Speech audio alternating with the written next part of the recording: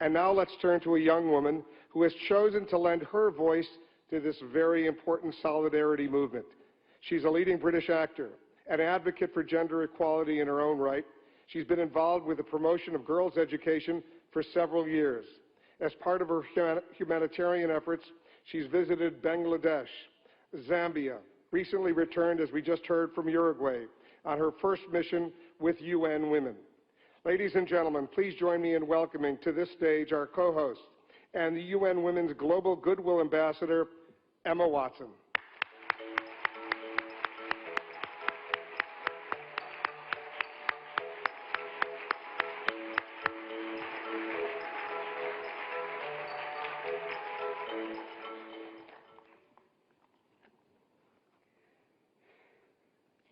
Your Excellencies, UN Secretary General, President of the General Assembly, Executive Director of UN Women, and distinguished guests.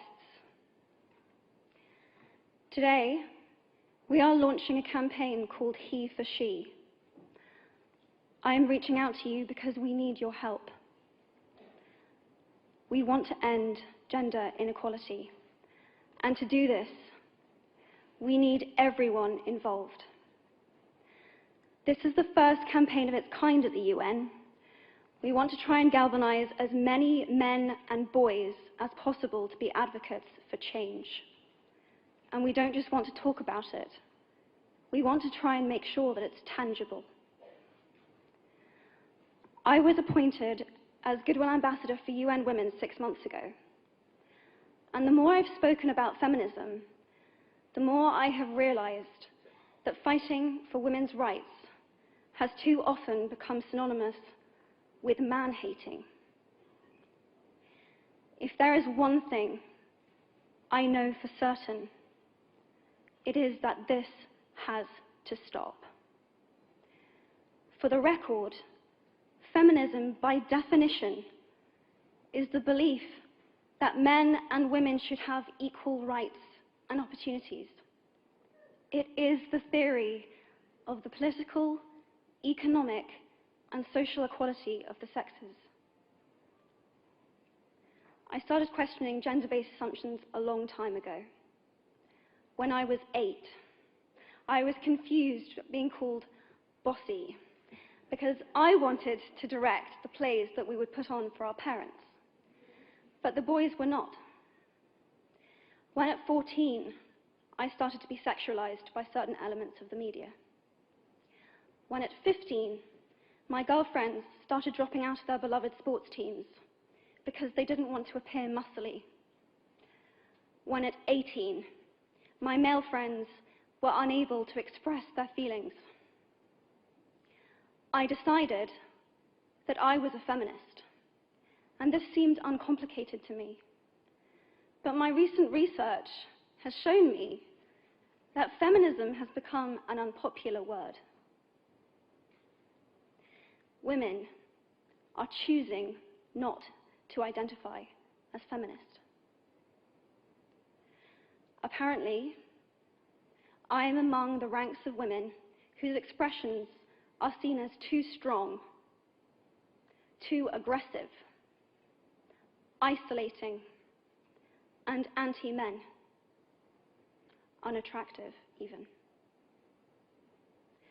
Why has the word become such an uncomfortable one? I am from Britain, and I think it is right that I am paid the same as my male counterparts. I think it is right that I should be able to make decisions about my own body. I think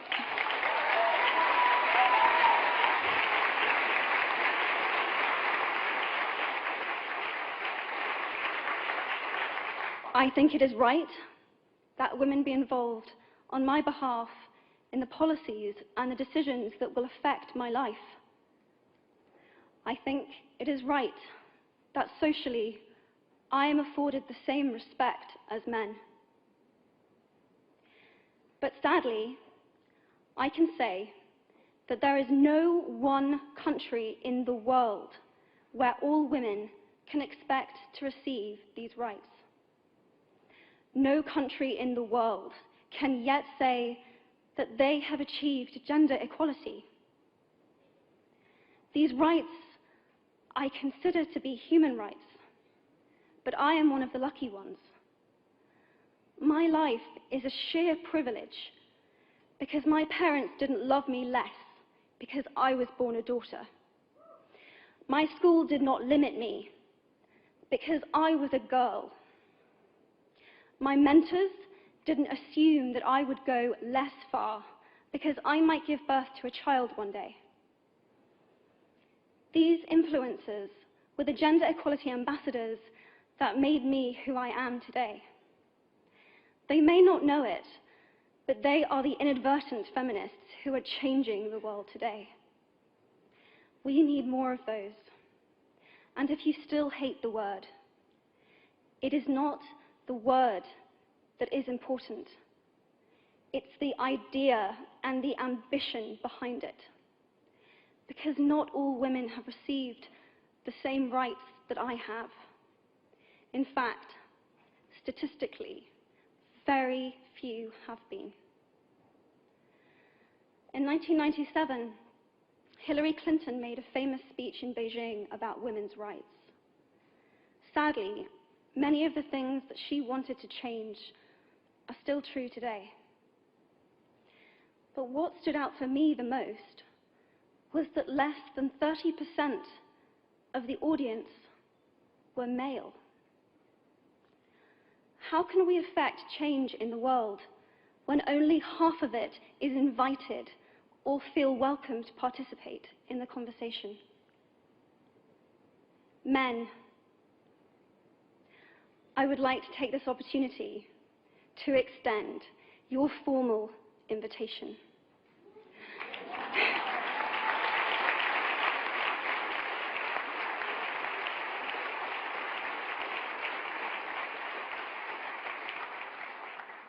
Gender equality is your issue too.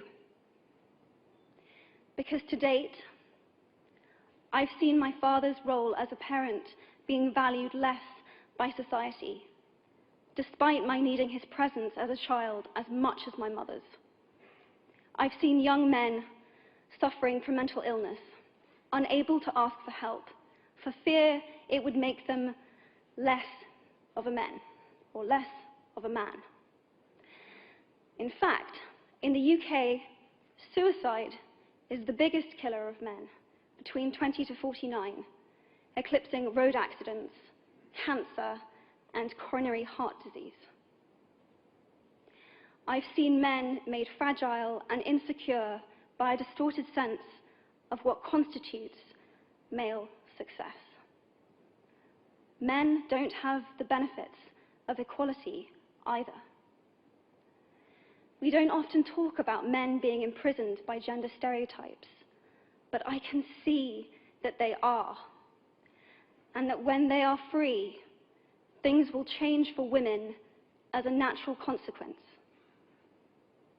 If men don't have to be aggressive in order to be accepted, women won't feel compelled to be submissive. If men don't have to control, women won't have to be controlled. Both men and women should feel free to be sensitive. Both men and women should feel free to be strong. It is time that we all perceive gender on a spectrum instead of two sets of opposing ideals.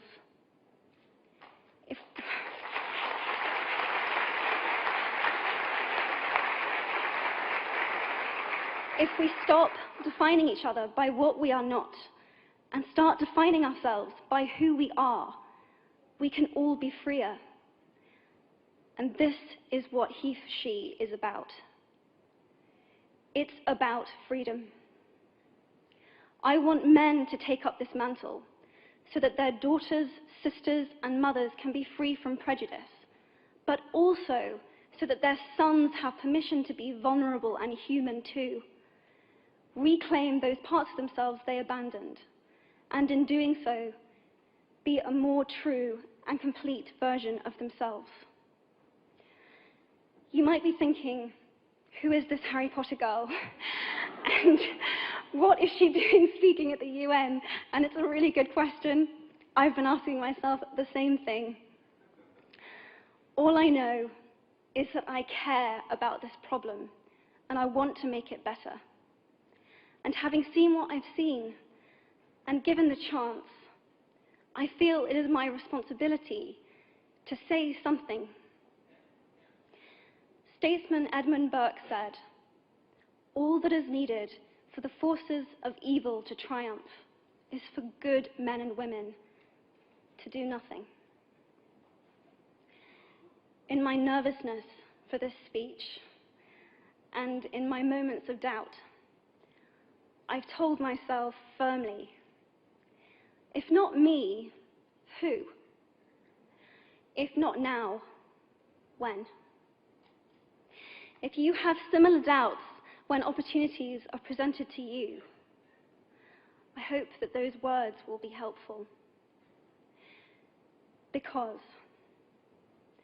the reality is that if we do nothing, it will take 75 years, or for me to be nearly 100, before women can expect to be paid the same as men for the same work. 15.5 million girls will be married in the next 16 years as children. And at current rates, it won't be until 2086 before all rural African girls can have a secondary education. If you believe in equality, you might be one of those inadvertent feminists that I spoke of earlier. And for this, I applaud you. We are struggling for a uniting word, but the good news is that we have a uniting movement. It is called HeForShe. I am inviting you to step forward, to be seen, and to ask yourself, if not me, who? If not now, when? Thank you very, very much.